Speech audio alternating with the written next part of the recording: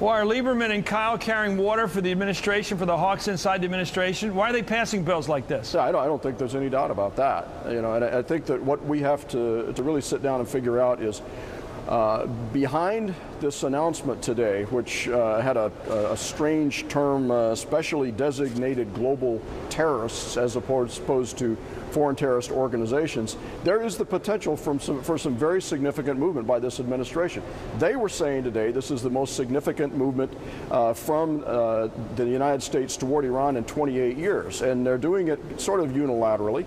And what we need to make very clear is that there are certain things that a country like ours should be able to do in terms of sanction that are defensive and proper, but there are others that might be taking place that are designed to mask potential offensive operations, and that's where the Congress has to step in.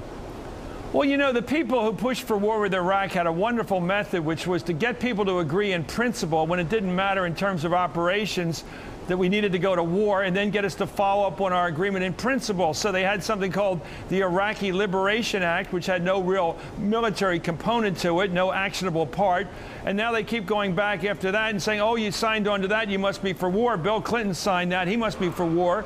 And here they are again trying to get these resolutions through. It looks to me like they love these promissory notes. They get people to sign in principle, and then they come back and say, where's the war? You promised me a war. Well, it's called getting people on the record. I think that people over here got maneuvered an issue at a time, just as you mentioned, before the war in Iraq, so that by the time the actual vote came, they were boxed in so that they had to vote for it. And a lot of that is going on right now. With the Kyle Lieberman amendment, it's a classic example. If you look at the vote on that, even though more than 70 senators voted in favor of it, the top 6 senators on the Foreign Relations Committee, the 2 ranking Republicans and the 4 ranking Democrats, all voted against it. So the people who have long experience in foreign policy can see this sort of thing coming, and the others kind of go along with the emotion of the moment. And they need to take a lot closer look at the language of what's coming this way. What's the story on Kyle and Lieberman? Let's start with Kyle. He seems to be very much in bed with the administration's most hawkish elements. He seems like he just does what they want him to do. If they say, let's get ready for a war, he goes out and gets a resolution passed. We know Joe Lieberman, and I give him credit for this. He is what he says he is, a real down-the-line hawk when it comes to the Middle East and elsewhere. Is that what they're up to, just arming the Senate and the country with language that can be used 6 months or 5 months from now to go to war?